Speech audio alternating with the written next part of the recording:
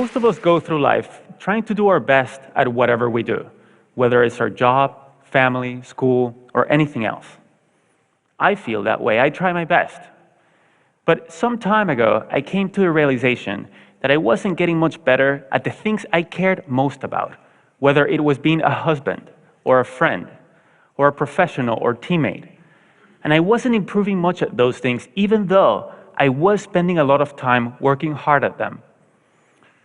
I've since realized from conversations I've had and from research that this stagnation, despite hard work, turns out to be pretty common.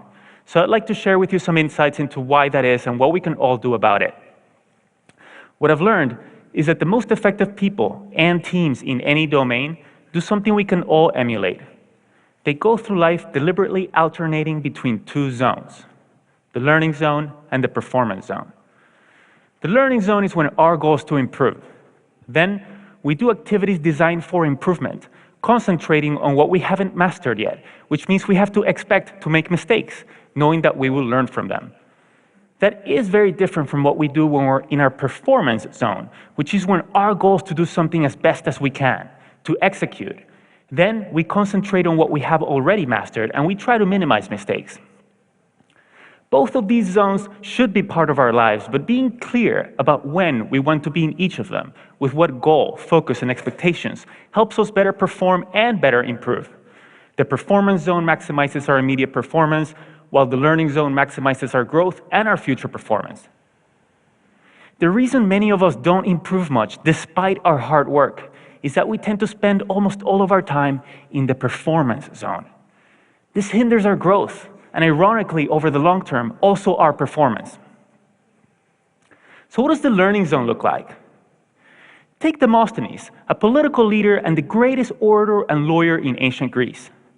To become great, he didn't spend all his time just being an orator or a lawyer, which would be his performance zone, but instead he did activities designed for improvement. Of course, he studied a lot. He studied law and philosophy with guidance from mentors, but he also realized that being a lawyer involved persuading other people, so he also studied great speeches and acting.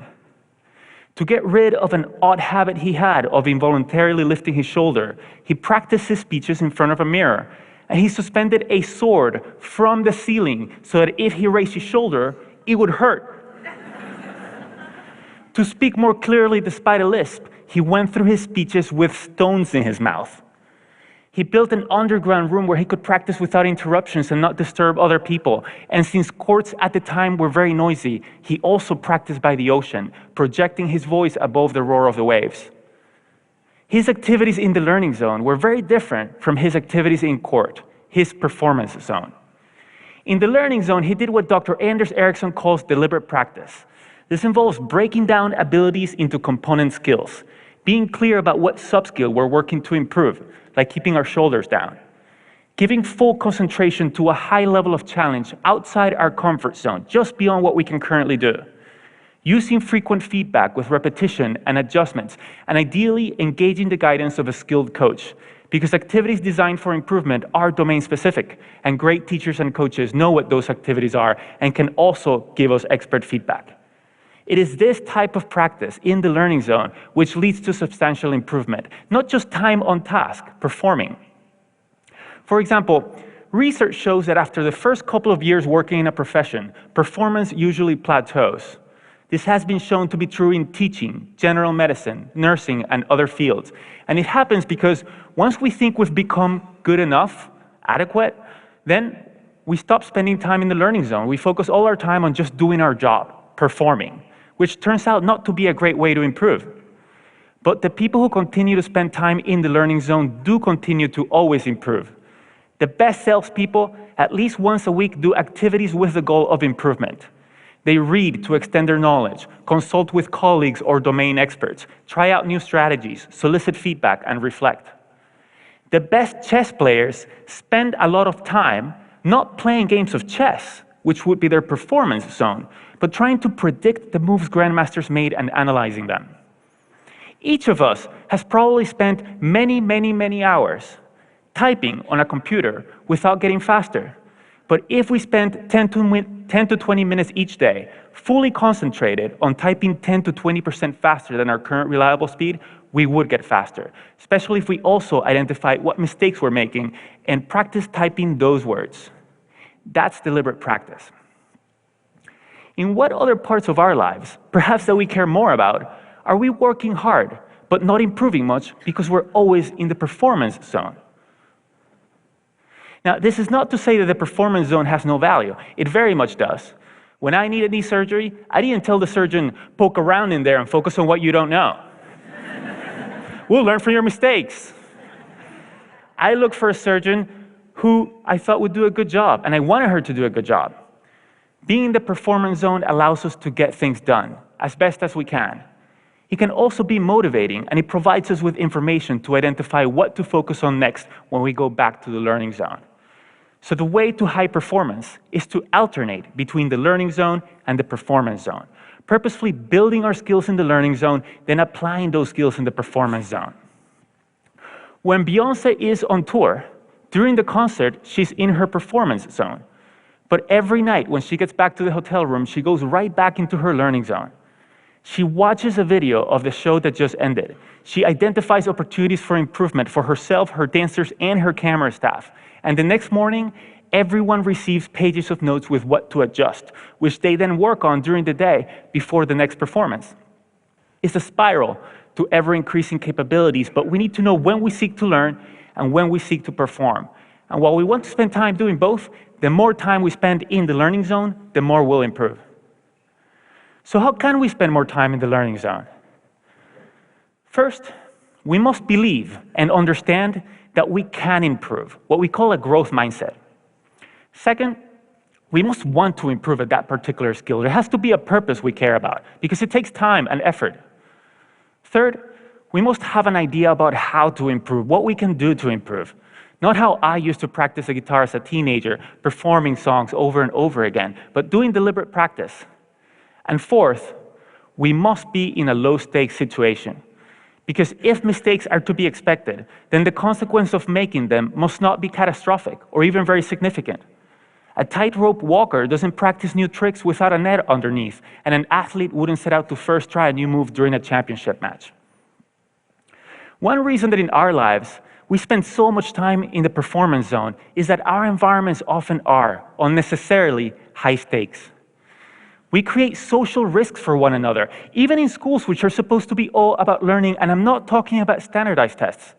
I mean that every minute of every day, many students in elementary schools through colleges feel that if they make a mistake, others will think less of them. No wonder they're always stressed out and not taking the risks necessary for learning. But they learn that mistakes are undesirable inadvertently when teachers or parents are eager to hear just correct answers and reject mistakes rather than welcome and examine them to learn from them, or when we look for narrow responses rather than encourage more exploratory thinking that we can all learn from. When all homework or student work has a number or a letter on it and counts toward a final grade, rather than being used for practice, mistakes, feedback, and revision, we send the message that school is a performance zone.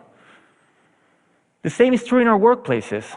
In the companies I consult with, I often see flawless execution cultures, which leaders foster to encourage great work, but it leads employees to stay within what they know and not try new things, so companies struggle to innovate and improve, and they fall behind. We can create more spaces for growth by starting conversations with one another about when we want to be in each zone. What do we want to get better at and how? And when do we want to execute and minimize mistakes? That way we gain clarity about what success is, when, and how to best support one another. But what if we find ourselves in a chronic high-stakes setting, and we feel we can't start those conversations yet? Then here are 3 things we can still do as individuals. First, we can create low-stakes islands in an otherwise high-stakes sea. These are spaces where mistakes have little consequence. For example, we might find a mentor or a trusted colleague with whom we can exchange ideas or have vulnerable conversations or even role play. Or we can ask for feedback-oriented meetings as projects progress. Or we can set aside time to read or watch videos or take online courses. Those are just some examples. Second, we can execute and perform as we're expected, but then reflect on what we could do better next time, like Beyoncé does, and we can observe and emulate experts. The observation, reflection, and adjustment is a learning zone.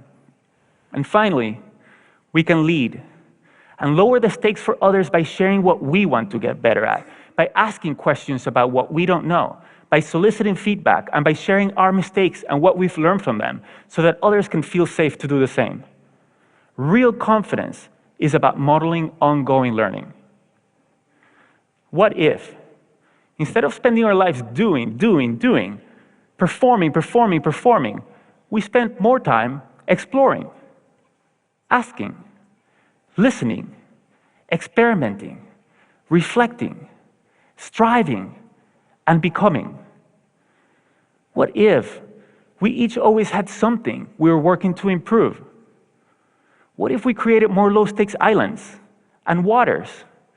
And what if we got clear within ourselves and with our teammates about when we seek to learn and when we seek to perform, so that our efforts can become more consequential, our improvement never ending, and our best even better? Thank you.